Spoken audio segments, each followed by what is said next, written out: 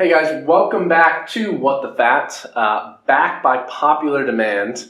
One of the first guests we had on the podcast, Dr. Jacob Wilson. Welcome back, brother. Thanks, man. It's great to be on the show. Truly my favorite show. I appreciate that, man. I really do.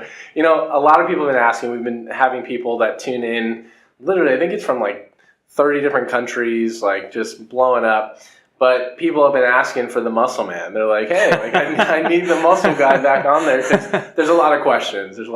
But one of the things that I don't think we touched on enough early on, and I think it's actually a powerful story. I was talking to someone about it a couple days ago, was your story. Like, I think people can really understand your story because I've gotten, obviously, to know you for the last several years. I know mom and dad, and we've talked about, like, some of the things that you've gone through, like, even before you came out of the womb. Like, I want to touch on some of that before, like, some of the challenges, trials, and tribulations that you came out, and I think we should title this The Underdog, right? You came out the underdog, but now, like, persevered and came through on top. So can you tell us a little bit, like, even starting with even some of the complications that mom talks about? Can you talk a little bit about that? Yeah, absolutely. Well, like I said, I love being on this show, man. It's always a big honor. And so one of the things my dad always said is that he goes, nothing was ever easy for you. And it's like, it was always like a struggle. And like, I've always been a fighter. You've always been a fighter. But before I was born, basically what ended up happening is that when my mom got checked up by the doctor, they told her to abort me. They said that was going to come out really strange. They were right. I knew that was coming. Really strange, like deformed, a monster, abort as soon as possible. And so my parents went back home and they prayed. They prayed and they prayed and prayed. And they determined, they said, no, God's going to save our baby. And it ended up happening that basically that, I turned out the way I am. But the one thing I will say, whatever effect that happened when I was born is I always had a really big imagination. And like huge imagination, head always in the clouds, which you know. And just like really dreamed. As a kid, I always dreamed about like inventing stuff and doing experiments. And even when I was like 5 years old, I knew I wanted to be a scientist. Like my parents got me my first science kit, first chemistry kit, and I was sold. I was sold on it. I did that in athletics. I grew up with all boys. So basically my dad wanted something better for us and he knew education was the way to do that. So we studied our whole lives. We played athletics our whole lives. I was into boxing, martial arts, and also hockey. Those are like my things. Came up and grinded. And one thing I saw like growing up is I think the biggest part of my story is watching my parents and like how they operated. Like when I grew up, we didn't have a lot. I can remember sometimes like we thought we might lose our house at sometimes and whether we were going to make rent. But like I was always happy because my dad and my parents always instilled like the future and what you could do and things of that nature. So I always knew that was the case. And one of the things I always knew that was really cool is when we had nothing. I can remember my parents saving up for like a coat, like a jacket. And my dad got a jacket. It was cold outside and he came home and it was gone. And my mom goes, where's your jacket? And he goes, well, there's someone who was outside. He was homeless and he needed it more than I did. And I knew from then that was really how you set your life. Like it was better to give than receive. And, my parents were blessed and I was blessed. Like my dad ended up getting a position as a firefighter. We ended up getting a nice house and things went up from there. And, but I never left that. Like bringing value is the most important thing you can do. And I thought the best way to bring value was to discover stuff and to do science.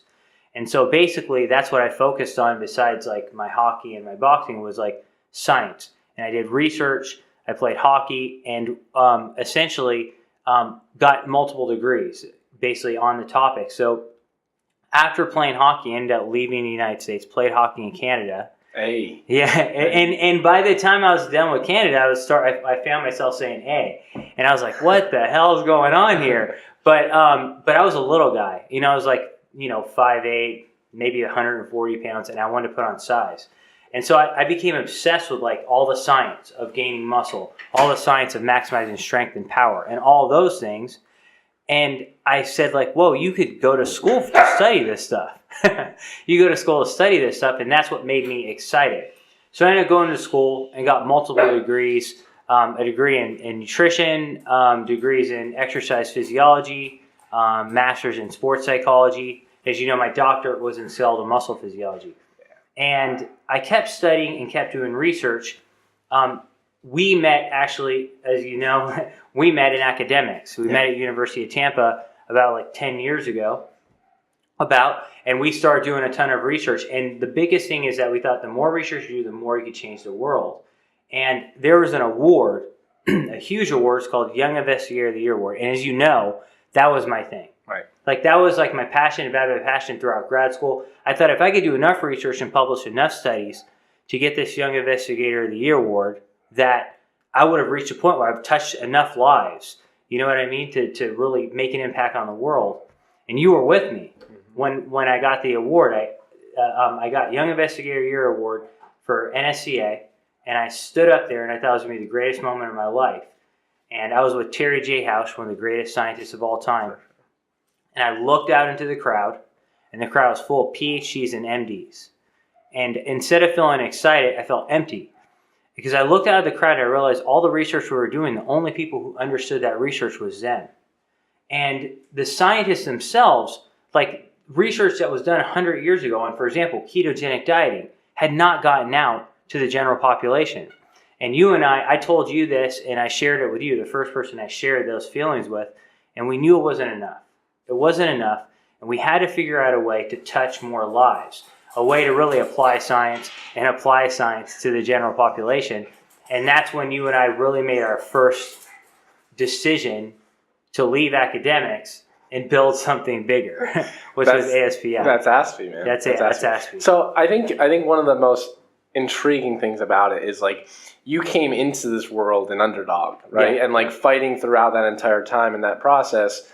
It's been amazing to watch, and I think it's a huge blessing to me. I think it's a huge blessing to every single person you've impacted, in the sense that like your parents we were all blessed in a sense that if they hadn't made that decision, like none of us would be in the position that we're in now. So I think it's amazing to watch. And last week we talked a little bit, or a couple weeks ago we talked a little bit about like from acorns to oak trees, how like one small thing and like being in the right environment can radically change someone's path or change and allow you to grow into your best self.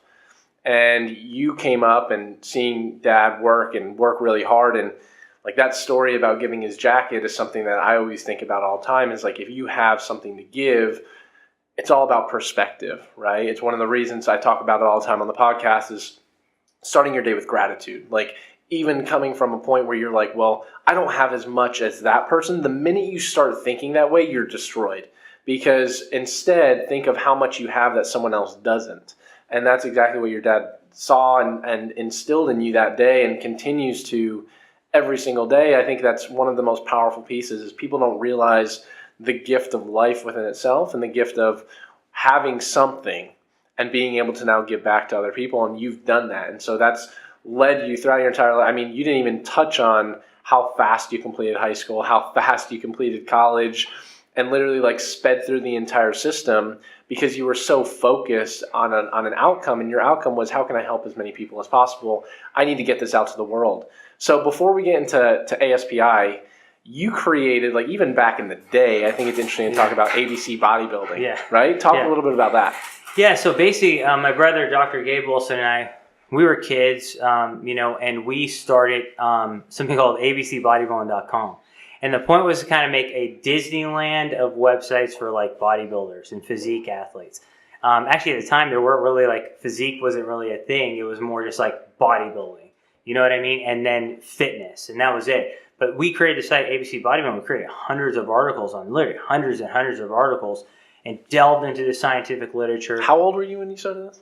I think I was probably like 15 when I started ABC Bodybuilding. Yeah. Okay. So it was and we just like did a lot. We just wrote articles and articles, got into the scientific literature, read scientific journals, and it's really created a large foundation, I would say, for like how to really go about like the process of science and everything like that. So when I really got into college and research, I had gone through really thousands of papers and a lot of literature, and created a large basis for doing research and understanding science. And I think that like led you to continue. Like a lot of people often ask, like, how do I get started? What's the first thing I do? And you just jumped right in. Like you and Gabe are just like, boom, you jumped in, you started it. You didn't. You started it and you asked questions later and you figured it out along the way. And that's one of the most important pieces. Like you just dove right in and started to learn. And that, like you said, I think laid the foundation for all the amazing things that were in your future. Well, here's the thing. And sometimes I've looked back before this interview, because you said today we're going to talk about my story. I've looked back at some of the stories you and I have created. And one day you and I are going to write a book. That's not just the second edition of Ketogenic Bible. Like it's literally going to be a book about our lives. Yeah. And I've looked back at some of the stuff that we've gone through and the decisions that we've made, and like pure insanity on paper against all odds. Like ABC Bodybuilding, yeah, we said we're just going to do it. But like ASPI, for example, we had, as you know, like basically like you and me, Ryan, we had built a multi-million-dollar laboratory. And there's a lot of jealousy, honestly, a lot of jealousy in the industry of like, we were young, we had a lot of success, we'd published over 200 papers, we'd done tons of experience, we developed a new graduate program. There's a lot of jealousy in the industry. People were attacking us. And we made a decision to leave academics. And the minute we left academics, that same day we were on a plane, we went to California.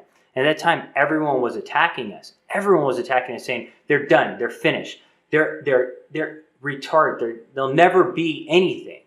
And you and I looked at each other and said, we're going to build something 10 times, 100 times, 1,000 times bigger than our old laboratory that was at University of Tampa. We said that. And the biggest thing is no matter how crazy that was, no matter how insane that was, we've done it. And we thought about it, but we executed. And I think one of the biggest things I see is a lot of young people, old people, whatever, they'll have an idea, and lots of people have ideas, but they'll never execute. They'll put it on Excel. They'll type in formulas in Excel. They'll take months to build a master plan. By the time they built a plan, the market's changed anyway. Right. You've got to execute no matter what you do. You could do anything, but you have to start executing on it. You'll never do anything. Execution is the key, right? I think you hit the nail on the head. I think ideas are amazing, but at the end of the day, it comes down to execution, and that's ultimately what matters. Touch a little bit before I want to talk to you and jump a little bit into keto, and we'll talk about that tomorrow. But talk a little bit about, I know this, we're going to title this the Underdog, but there's another underdog, and I want to talk a little bit about Marley. So Marley, talk a little bit about Marley's story and like where he is now. He's legitimately a dog. Yeah, but talk a little bit about what I refer to as like your son Marley. Yeah, so Marley is someone, we grew up with boxers, and we have a passion for animals. I know you do with Scoot. We have passion for animals. I don't know, we probably had like at least over a dozen boxers, and Marley is the current last boxer in a line of long boxers. And essentially, we got Marley when he was a little bit older. In fact, Marley's a wonderful guy, but basically his old family, his old family was Ben and Jamie Hill, and little Ben was very allergic to Marley. He's really allergic, very strong allergy, so we couldn't stay with him. And so we took him in, and Marley was probably around 6 or 7 at the time. And so as he grew, he ended up starting to develop tumors. He had a big tumor on his neck. And we had been doing work with ketogenic dieting. Now, most of our boxers around that time is when they start to die. Most of our boxers died around 7 years of age. Now, his whole litter, the average age for his litter was around 7 or 8 years old, is when they all had died. We put Marley on a ketogenic diet, which, by the way, he loves. Like, basically, my mom cooks for him. It is vegetables. It's 70-30 ground beef. It's coconut oil. It's bacon. I mean, it's really good food. But put Marley on it, and his tumor melted away.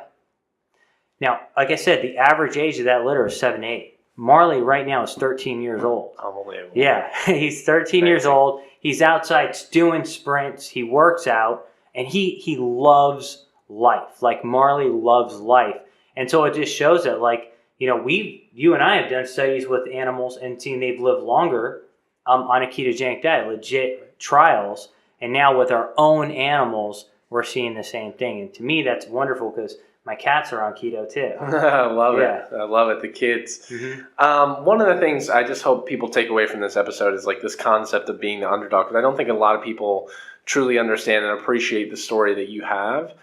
Because I think it needs to get out there more. Because like literally coming from a place of like saying like you might not even enter this world to now like helping millions and millions of people, like small decisions add up, and you were the underdog that persevered throughout the entire thing. So I guess the biggest takeaway that I hope people take away from this is like the passion, the hunger of the underdog. Like you came out like not with, I don't like using the word vengeance, but like you came out on a mission, like on fire.